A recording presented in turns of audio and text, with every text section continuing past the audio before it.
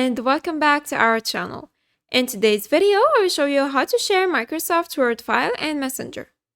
So first, go to File to save your Microsoft Word document. Then click on Save As. Select a location. Let's select Documents. Then select the type and click on Save. Now the first option is to go to messenger.com, then log into your account.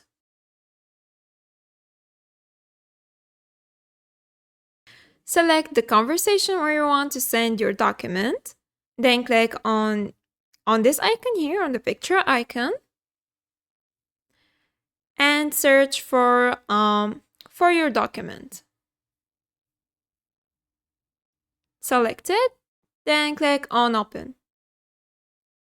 Then click on this icon or press the Enter key to send your document.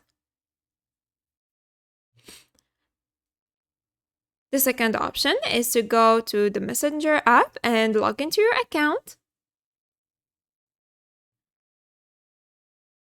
Then click on the plus icon, select Add Attachment,